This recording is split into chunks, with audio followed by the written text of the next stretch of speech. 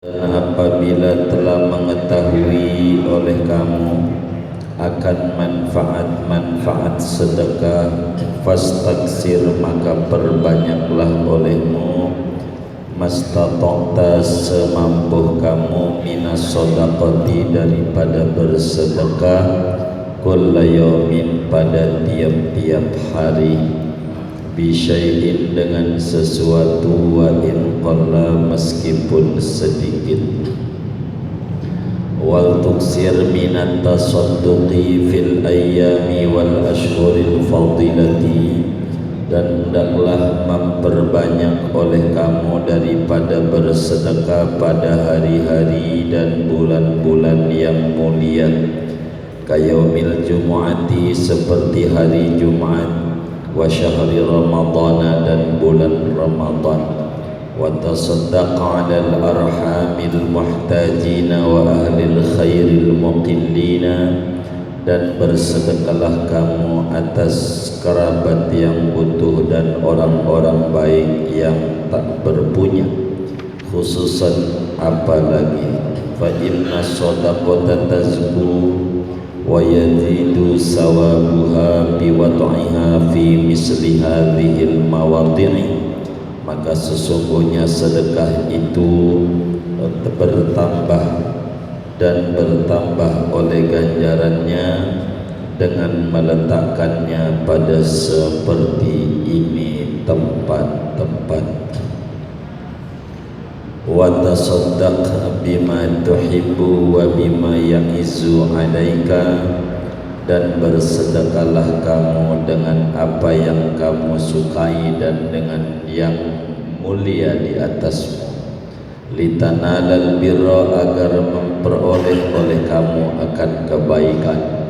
Qala Allah Ta'ala, berfirman oleh Allah Ta'ala, lan tanalul birra hatta tunfiqu mimma tuhibbun, tidaklah sekali-kali kamu memperoleh kebaikan sehingga kamu menginfakkan dari sebagian yang kamu sukai.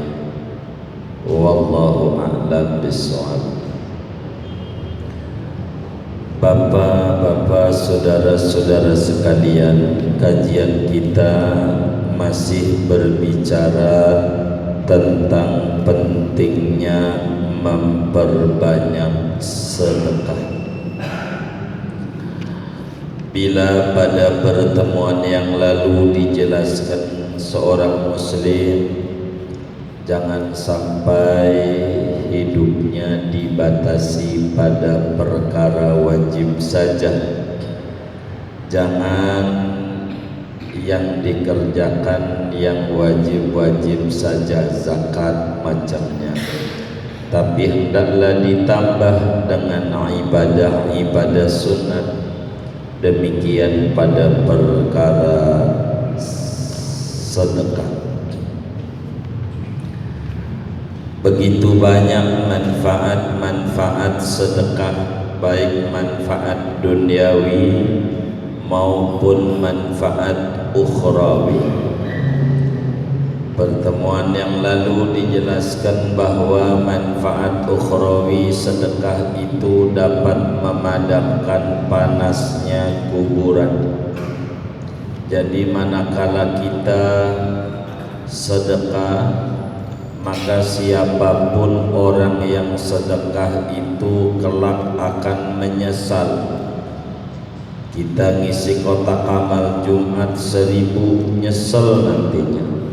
1000 aja ademnya kuburan kayak begini. Coba dulu waktu hidup saya 2000. Begitu orang yang sedekah 2000 nyesel.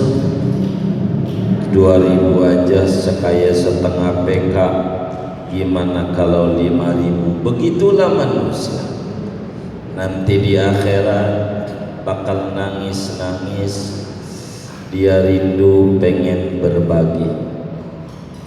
Allah jelaskan dalam suratul Munafiqun, wa anfiqu mimma razaqnakum min qabli an ya'tiya ahadakumul maut fayaqula rabbi laula akhartani ila ajalin qarib fa as-saddaq. Orang nanti dikubur itu ketika dia mau meninggal, dia minta izin nama Allah, ya Rabb, kalau boleh saya minta diundur-undur dah barang 1 menit, barang 1 jam, kalau enggak boleh 1 menit, saya pengen hidup 1 menit lagi. Mau ngapain? Fa'as-sadaqah, saya pengen bersedekah. Saking tingginya nilai sedekah itu, jadi sampailah orang itu ketika meninggal pengen hidup kembali di alam dunia, yang dipengeni cuma 1, fa'as-sadaqah, pengen berbagi. Enggak ada orang yang mati pengen balik ke dunia kecuali pengen berbagi. Khairun nas anfa'uhum linnas. Manusia yang terbaik adalah manusia yang punya nilai manfaat untuk orang banyak. Dan tidak ada manfaat untuk orang banyak sebesar daripada kita berbagi. Apalagi di zaman-zaman yang susah, kita berbagi, besar manfaatnya. Banyak manfaat-manfaat sedekah. Nanti di akhirat orang itu akan bernaung ketika buminya dari perak, matahari tingginya 1 meter di kepala dia, betapa panasnya, ya, namun tidak bagi ahli sedekah. Mereka tidak akan kepanasan kelak di akhirat karena dia rajin bersedekah selama dia di alam dunia. Banyak, kalau kita tidak mampu sedekah, jangan halang-halangi orang untuk bersedekah. Kalau kita tidak bisa membantu, jangan mencela. Ini di antara amalan-amalan mulia yang harus dikerjakan oleh seorang muslim. Betapa orang Nabi sampaikan dalam hadisnya, ittaqun nar walau bisyiqqi tamratin. Takutlah kamu jangan sampai masuk neraka meskipun caranya dengan bersedekah dengan sebutir kurma. Dah sebutir saja itu bagus. Kayak kita Jumat sedekah nasi lah, orang sholat Jumat barakah. Ala kulli hal, manfaat sedekah begitu amat sangat luar biasa. Sampai orang sakit, kalau pengen sembuh, kita punya keluarga sakit, sedekah. Kata Nabi, dawu mardakum bis sedekah, obati orang yang sakit kamu dengan pintu sedekah. Dulu ada seorang ulama besar meninggal tahun 198 Hijriah.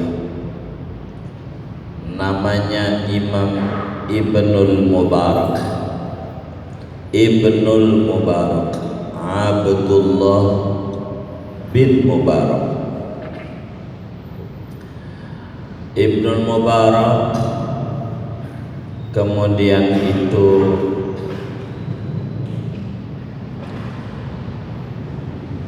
pergi haji. Ketika Ibnul Mubarak sudah selesai ibadah haji, mengisi hari-hari kepulangan, memperbanyak tawaf, dan memang ajaran agamanya begitu. Bagi kita orang jauh di Mekah itu, ndak usah banyakin tahajud, ndak usah banyakin baca Quran, tapi banyakin tawaf. Kalau tahajud mau di Al-Abrar bisa, baca Al-Quran di Al-Abrar juga bisa, tapi jangan coba-coba keliling Al-Abrar sampai 7 kali baca labbaik Allahumma labbaik, bisa dikata orang gila. Ndak bisa tawaf kudu di Baitullah. Maka kemudian di sela-sela beliau tawaf, lalu kemudian itu sesudah tawaf selesai sholat sunnah tawaf, beliau duduk berzikir. Ketiduran karena siangnya saking capeknya. Maka dalam tidur itu Ibnu Mubarak mimpi jumpa dengan Rasulullah sallallahu alaihi wasallam. Mimpi ketemu Nabi. Memang orang dulu hatinya bening, gampang tidur ketemu Nabi. Orang dulu. Kalau kita ndak usah Nabi ketinggian, orang tua juga jarang, seringnya gondorwo mulu kalau tidur itu mimpinya. Ndak jelas. Ini mimpi ketemu Nabi. Kemudian Nabi bilang dalam mimpinya, wahai Ibnul Mubarak, idza raja'ta ila baladika Baghdad, bila Anda pulang nanti ke kampung halaman Anda di Baghdad, jangan sampai kagak temuin seorang non muslim namanya Barham.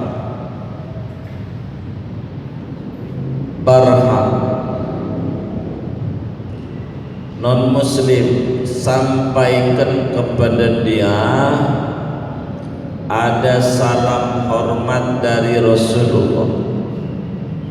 Sesudah itu sampaikan bahwa Allah dan Rasulnya ridho, senang, bangga dengan engkau. Begitu pesan Nabi dalam mimpinya Imam Ibnul Mubarak. Mendusin Ibnu Mubarak, dia bilang hadhihi ru'yan minasyaitan, ini mimpi dari setan, ini tidak jelas. Masa Rasulullah redha amanon muslim? Tidak mungkin nih, ini setan ini ganggu saya. Begitu kata Ibnul Mubarak. Beliau duduk tawaf, sampailah banyak beliau berzikir, duduk sampai tawaf, tertidur kembali, ngimpi lagi. Kejadian ngimpi ini sampai 3 kali berturut-turut, yang isi mimpinya, bila Anda pulang ke Baghdad, ke kampung halamanmu, temuin Barham, non muslim, majusi, sampaikan kepadanya Allah dan Rasulnya redha, bangga kepada engkau. Hadirin sekalian, karena 3 kali berturut-turut ngimpi ketemu Nabi, kata Mubarak, tidak mungkin ini kalau ngimpi dari setan Nabi. Tapi kalau ngimpi ini Nabi adalah redha amanon muslim, tapi hampir 3 kali saya ini. Singkatnya Ibnu Mubarak, sesudah selesai daripada ibadah itu pulang ke Baghdad, dicari kampung yang diunjukin oleh Nabi, dicari juga orang namanya Barham. Lalu pas ditanya kakek-kakek pakai tongkat, adalah dia orangnya. Pas nanya, di kampung ini ada enggak orang namanya Barham? Iya, saya orang. Lalu kemudian Ibnu Mubarak nanya kepada Barham, apa amalan Anda yang menurut Anda sangat istimewa dalam sejarah hidup Anda? Dijawab, banyak. Yang paling istimewanya aja, dia bercerita, saya punya anak 9, 4 laki 5 perempuan, laki-laki 4, perempuan 5, dari 2 biang. Dari istri pertama 8, 4 laki 4 perempuan. Meninggal istri kedua ini 1 perempuan. Kata Imam Ibn Mubarak, ini mau cerita keluarga, amalan yang kamu kerjakan apa? Dia bingung, non muslim. Maka kemudian itu kata Imam Ibnul Mubarak nanya begitu, Barham menjawab, anak saya yang cewek-cewek ini cantik-cantik, jadi saya cariin jodohnya, ndak ketemu yang bebet bobot bibitnya sama dengan saya, ningratnya sama, kayanya sama, ndak ketemu. Akhirnya saya kawinin aja anak laki-laki saya dengan anak perempuan saya.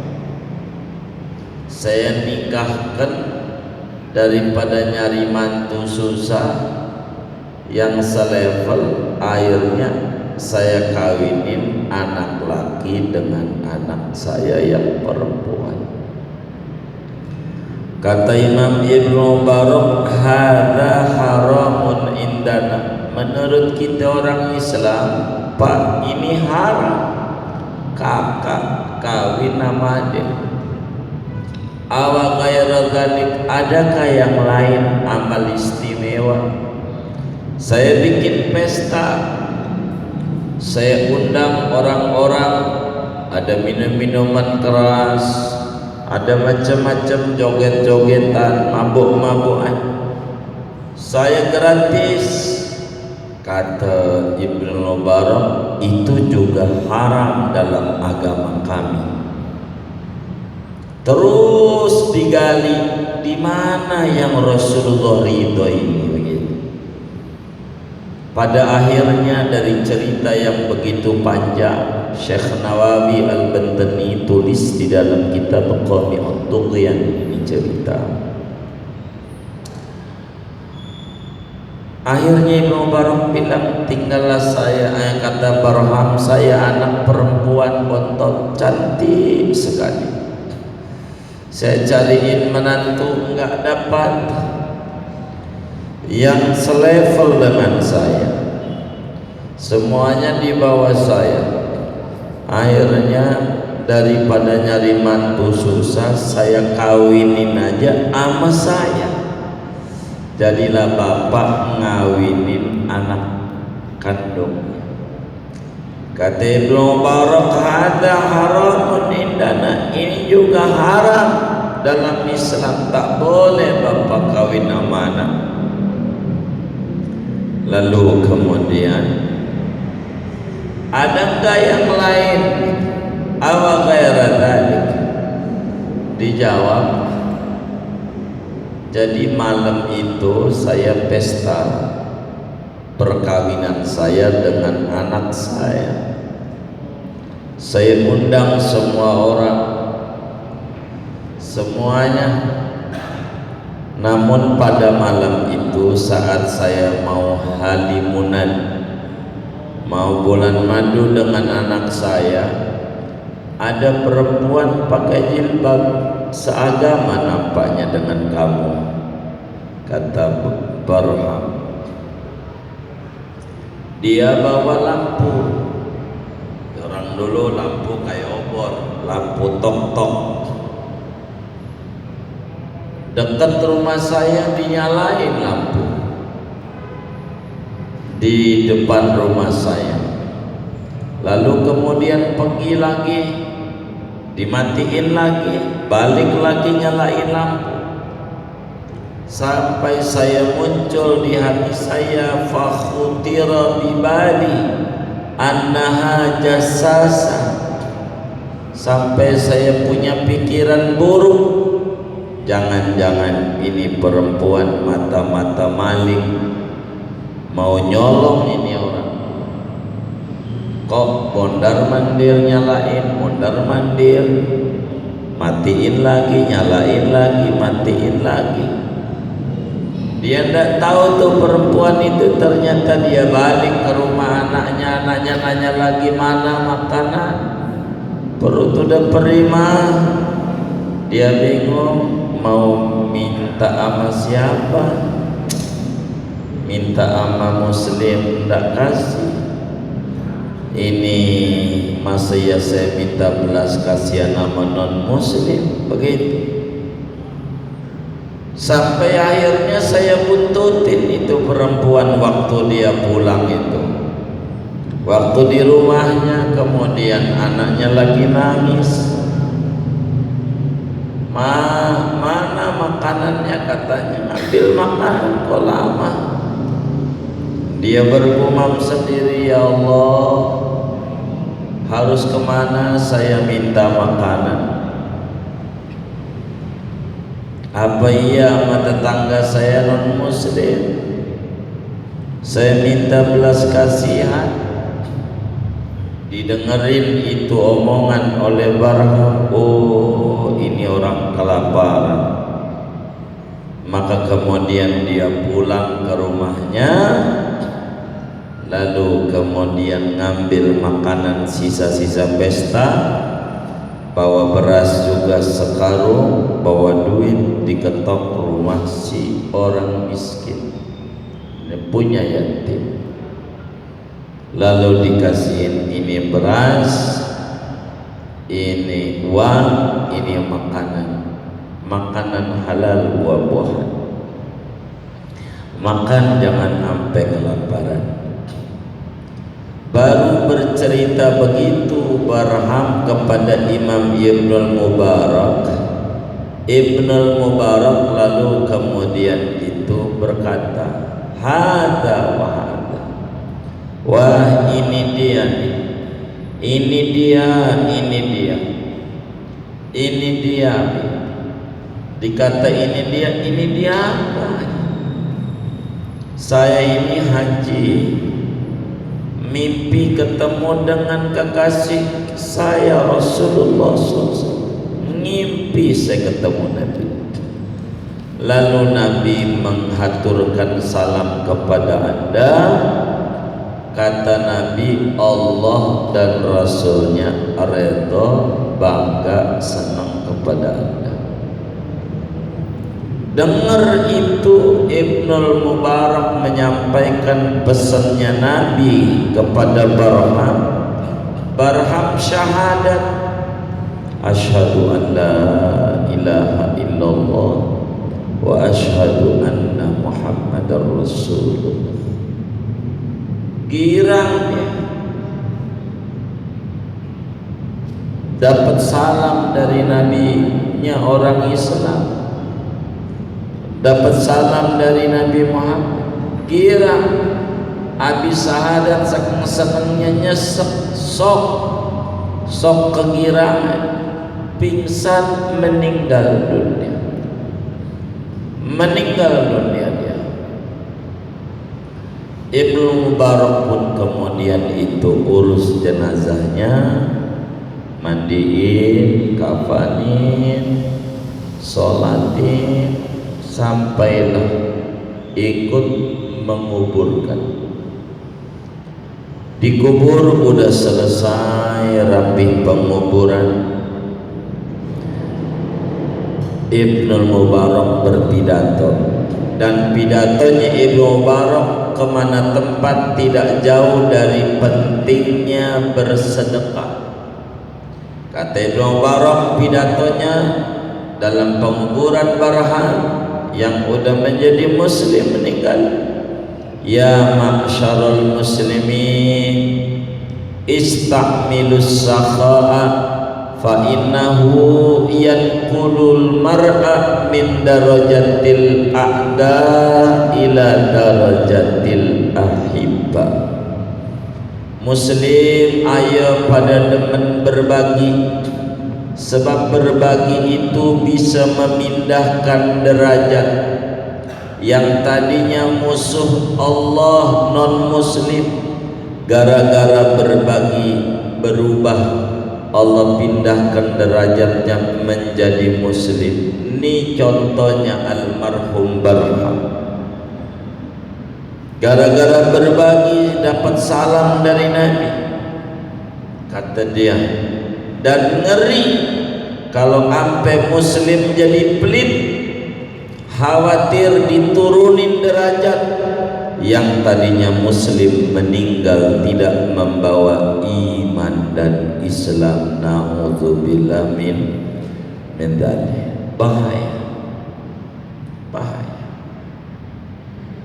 Maka penting berbagi.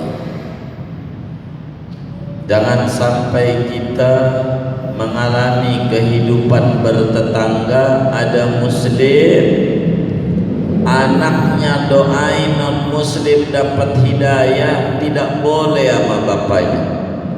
Dulu ada seorang muslim, anak-anak kalau Ramadan tuh ada namanya pesantren kilat, SD, SMP, SMA gitu, udah belajar.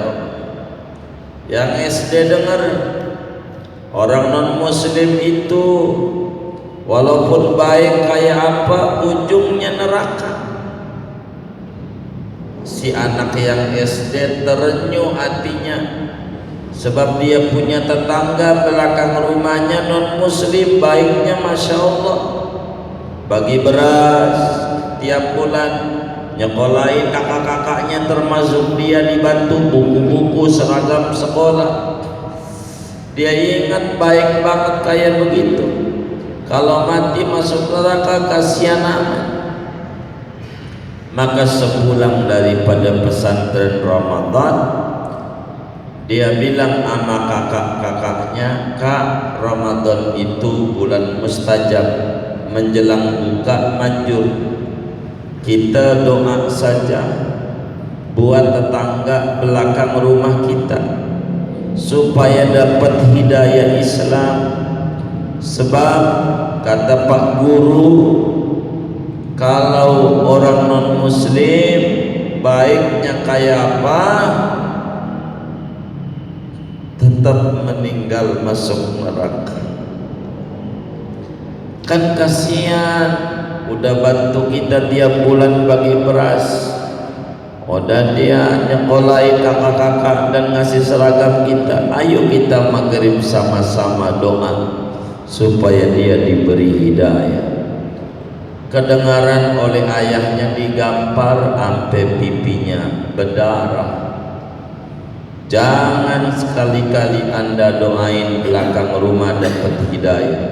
Siapa berani di antara kalian doain bapak ndak redha dan bapak ndak mau akui jadi anak bapak lagi, ndak mau si bapak anaknya doain tetangga yang belakang rumah untuk menjadi muslim, ndak mau, digampar anaknya sampai berdarah. Lalu si kakaknya yang SMA bertanya, kenapa abah gampar adik kita? Kan bagus, doain orang non muslim yang baik supaya dia dapat hidayah, bagus. Salahnya di mana? Si bapaknya sambil menangis, dia menyesal juga gampar anaknya. Kata bapaknya, anak-anakku, jangan bapak ndak setuju kalau sampai belakang rumah didoain dapat hidayah, ndak setuju. Kenapa ayah? Ono lihat depan rumah muslim pelitnya minta ampun, kanan rumah muslim pelit, kiri rumah muslim pelit, bapak ngeri kalau dia muslim nanti pelit, maka bapak tidak setuju kalau kalian doain dapat hidayah. Kalau dia nanti muslim pelit lagi, kemana kita makan? Jangan sampai kita ngalamin bertetangga kayak begitu pada akhir. Maka kita harus berbagi semampu kita. Jangan sampai pada akhirnya kita tidak mau berbagi, mengakibatkan ayah gambarin anaknya lantaran doa hidayah karena khawatir kalau jadi muslim pelit. Maka dididiklah kita oleh Imam Haddad betapa penting bersedekah. Materi kita malam hari ini, fa idza arafta manafi'aha, bila kita telah mengenal manfaat-manfaat sedekah ini, fastaksir, silahkan berbanyak. Mastata'ta, semampu kau, semampu kita, setiap hari walaupun seperak, jangan tinggalkan sedekah. Kita orang butuh ASI namanya. Majelis ini kami sering ajar kepada masyarakat, butuh ASI, baik biar hidup butuh ASI. Apa itu ASI? Kita rajin baca Al-Haddad, ratibnya. Kita rajin kudu baca salawat, kudu rajin berinfak. Jadi bacalah Al-Haddad, ratibnya, bacalah salawat dalam berinfak. Ini penting dalam hidup. Biar 1.000 rupiah tiap hari, dibaginya mau kapan ke? Jumat ke? Kita harus berbagi, didik, biar Allah senang nitipin rezeki sama kita. Jangan kita pengen makan doang, nggak mau penyakit. Jangan pengen nerima doang dari Allah, tapi kurang mau berbagi, penyakit. Berbagi. Jumat gitu, biasanya ada orang bagi nasi aja sebungkus, kuat 10 bungkus, alhamdulillah. Lebih dari itu alhamdulillah. Berbagi. Dan berbagi ini wal tuksir minat tasadduqi fil ayyam wal ashhuril fadilah. Perbanyaklah berbagi pada hari-hari istimewa dalam Islam, pada bulan-bulan mulia dalam Islam, seperti hari Jumat, sedekah Jumat. Biar seperak Jumat, isi kotak amal lewat, isi. Jangan enggak diisi, jangan, kita isi. Bagus begitu. Hari Jumat, hari berbagi, biar 1.000 perak enggak apa-apa, yang penting berbagi. Itu namanya hari mulia Jumat, mulia, berbagi. Bulan mulia, bulan Ramadan, hari mulia, hari Asyura, berbagi itu bagus. Dan berbagilah kepada orang-orang yang butuh, kepada orang-orang mulia, bagus. Sedekah itu ganjarannya tidaklah sama satu dengan yang lain. Kalau kita ngasih makan orang yang ibadah dengan orang yang gak ibadah, ganjarannya gak sama. Kita ngasih sarung sama merbot, pakai sholat dapat ganjaran. Kita ngasih sarung sama orang gak dipakai sholat, gak dapat ganjaran, gak dipakai. Jadi dilihat. Ini orang rajin ibadah, kasih bajulah kokok kita, apa aja, itu bagus, ganjarannya besar. Enggak sama ganjaran. ganjaran. Begitu.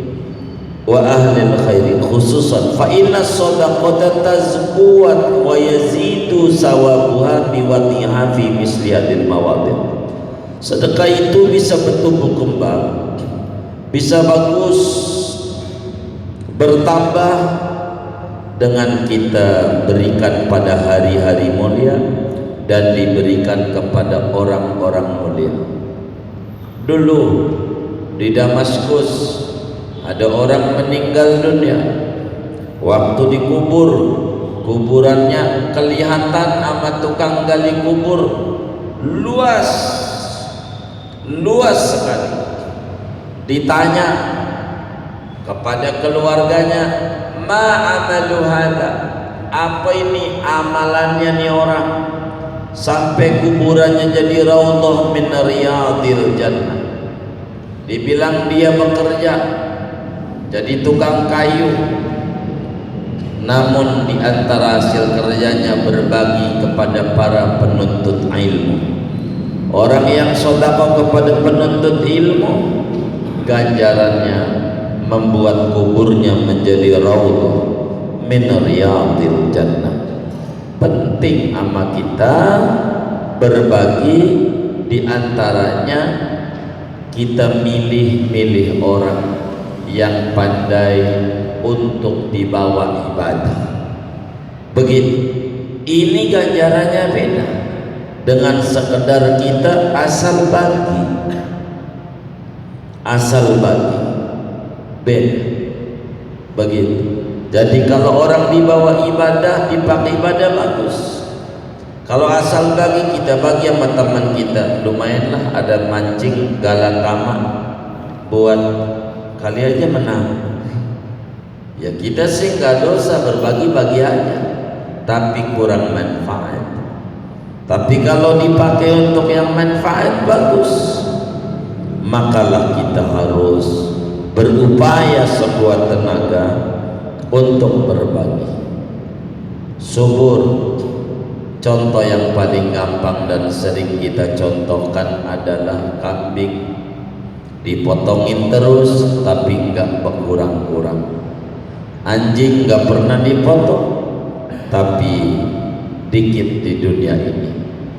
Dengan berbagi Allah senang sama kita, dititipin, dibagi lagi, walaupun tidak banyak, tapi itu bernilai besar. Kemudian wa tasaddaq bima tuhib, kalau sedekah yang kita sukai, yang kita masih senang. Jangan nanti sedekah yang udah pada robek-robek, baju baru dikasih orang yang masih bagus-bagus. Nabi itu kalau punya baju baru, baju secondnya dikasih.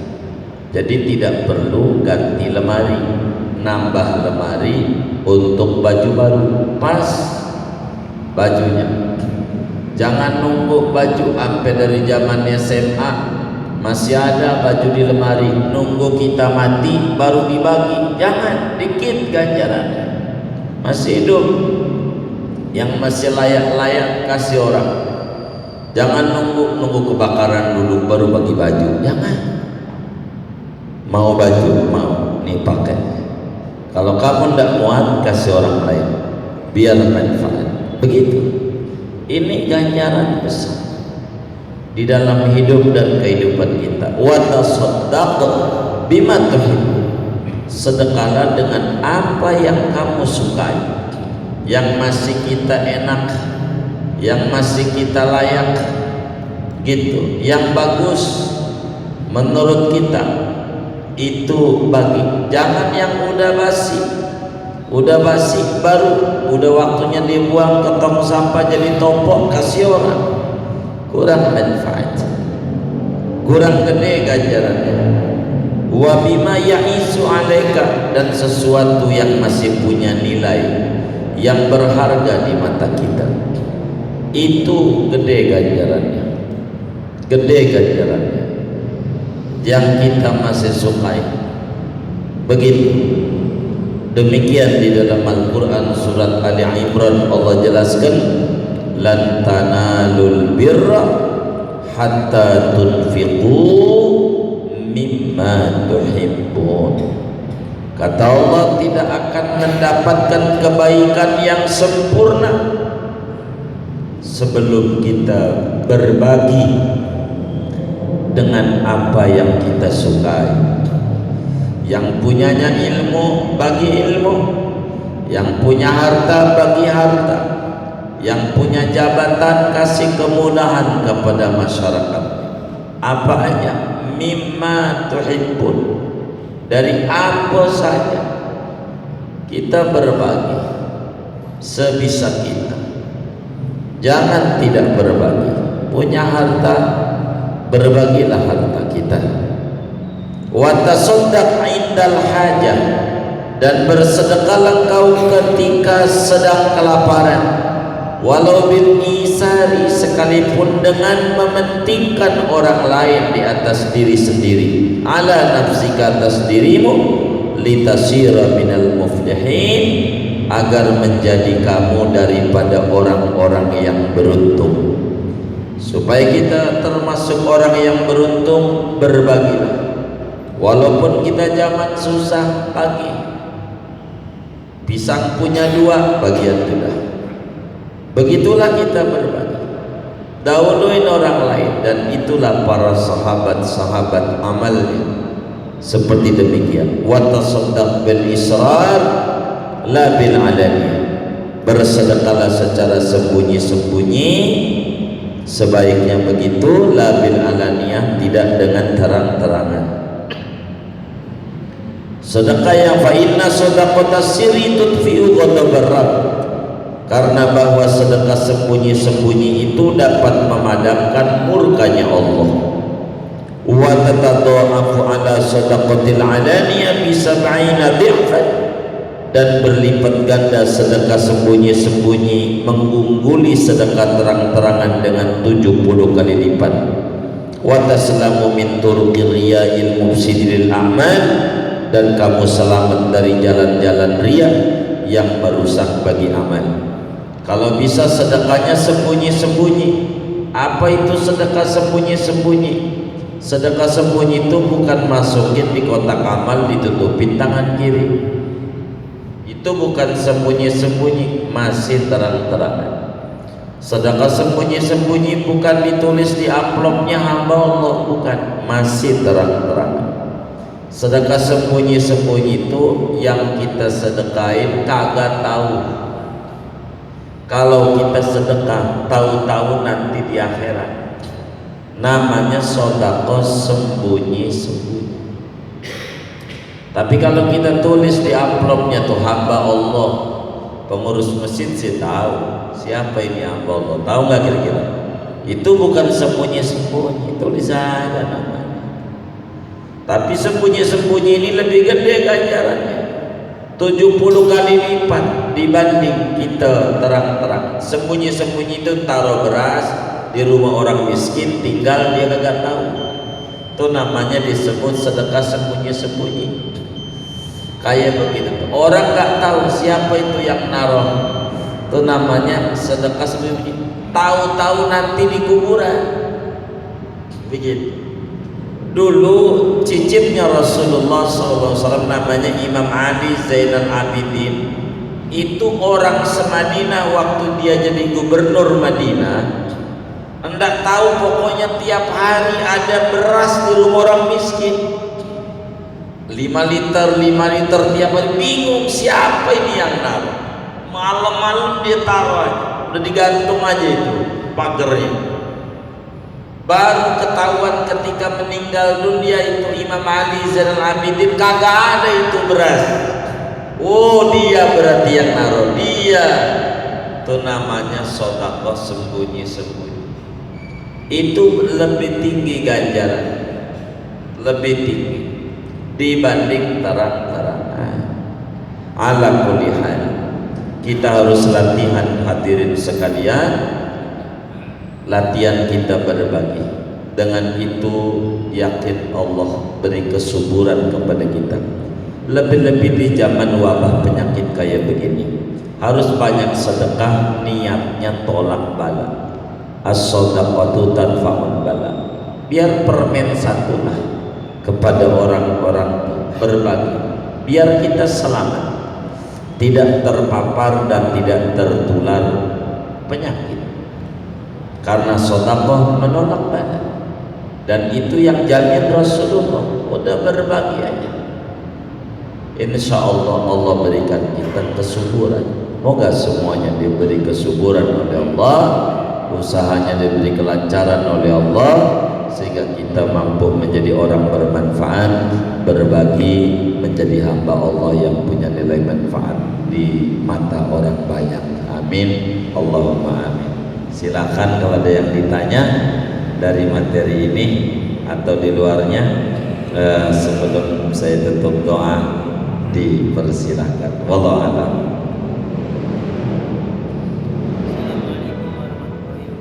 Waalaikumsalam.